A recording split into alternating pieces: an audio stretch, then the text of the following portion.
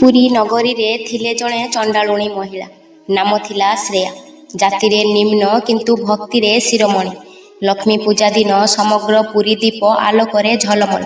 ଶ୍ରେୟା ତାଙ୍କ ଛୋଟ ଘରେ ମାଟିର ଦୀପ, ଗୋଟିଏ ଫୁଲ ଓ ନିର୍ମଳ ମନରେ ମା ଲକ୍ଷ୍ମୀଙ୍କୁ ପୂଜା କରୁଥିଲେ। ତାଙ୍କ ଆଖିରେ ଥିଲା ଭକ୍ତିର ଲୁହ, ମନରେ ଥିଲା କେବଳ ମା ଲକ୍ଷ୍ମୀ। ସେ ଭକ୍ତି ଦେଖି ଅତ୍ୟନ୍ତ ପ୍ରସନ୍ନ ହେଲେ। ସେହି ମୁହୂର୍ତ୍ତରେ ମା ଲକ୍ଷ୍ମୀ ଶ୍ରେୟାଙ୍କ ଘରେ ପ୍ରବେଶ କଲେ ଏବଂ ତାଙ୍କ ଘରକୁ ସୁଖ, ସମୃଦ୍ଧି ଓ ଆଶୀର୍ବାଦରେ ଭରିଦେଲେ।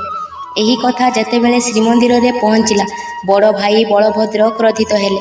ଚଣ୍ଡାଳୁଣୀର ଘରକୁ ଯାଇଛନ୍ତି ଲକ୍ଷ୍ମୀ, ଏହା ଧର୍ମ ବିରୋଧୀ। ବଳଭଦ୍ର ଜଗନ୍ନାଥଙ୍କୁ ଆଦେଶ ଦେଲେ, ତୁରନ୍ତ ଲକ୍ଷ୍ମୀଙ୍କୁ ମନ୍ଦିର ଛାଡ଼ିବାକୁ କୁହ। ଭାଇଙ୍କ ଆଦେଶ ମାନି ଜଗନ୍ନାଥ ମା ଲକ୍ଷ୍ମୀଙ୍କୁ ମନ୍ଦିର ଛାଡ଼ିବାକୁ କହିଲେ। ମା ଲକ୍ଷ୍ମୀଙ୍କ ହୃଦୟ ଅପମାନରେ କମ୍ପି ଉଠିଲା। ଭକ୍ତିଠାରୁ ବଡ଼ କିଛି ନାହିଁ, ତଥାପି ମୋତେ ଜାତି ଦେଖି ଅପମାନ କରାଗଲା। କ୍ରୋଧରେ ମା ଲକ୍ଷ୍ମୀ 8 ବେତାଳଙ୍କୁ ଆଦେଶ ଦେଲେ, ରାତିରେ ଶ୍ରୀମନ୍ଦିରର ସମ୍ପତ୍ତି ନେଇଯାଅ। ସେହି ରାତି ଶ୍ରୀମନ୍ଦିର ଶୂନ୍ୟ ହୋଇଗଲା। ଅନ୍ନ ନାହିଁ, ବସ୍ତ୍ର ନାହିଁ, ସୁନା ନାହିଁ, କିଛି ନାହିଁ। ସକାଳେ ଜଗନ୍ନାଥ ଓ ବଳଭଦ୍ର ଶୀତଳ ଭୂମିରେ ଭୋକ ଓ ଶୋଷରେ ଜାଗି ଉଠିଲେ। ଜଗତର ନାଥ ଜଗନ୍ନାଥ ଭିକ୍ଷା ପାଇଁ ରାସ୍ତାକୁ ଓହ୍ଲାଇଲେ। ଗୋଟିଏ ରାଜମହଲ ସାମ୍ନାରେ ଦାସୀମାନଙ୍କୁ ଅନ୍ନ ମାଗିଲେ। ଦାସୀ କହିଲେ, ଏହା ଚଣ୍ଡାଳୁଣୀର ଘର। ଭୋକରେ କ୍ଳାନ୍ତ ଭଗବାନ ନିଜେ ରାନ୍ଧିବାକୁ ଚେଷ୍ଟା କଲେ, କିନ୍ତୁ ନିଆଁ ଜଳିଲା ନାହିଁ, କେବଳ ଧୂଆଁ। ଭୋକ ଓ କ୍ରୋଧରେ ବଳଭଦ୍ର ହାଣ୍ଡି ଭାଙ୍ଗିଦେଲେ।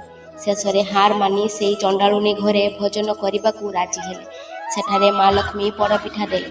ବଳଭଦ୍ର ଖାଇ ଚମକି ଗଲେ, ଏ ସ୍ୱାଦ ମୁଁ ଜାଣିଛି।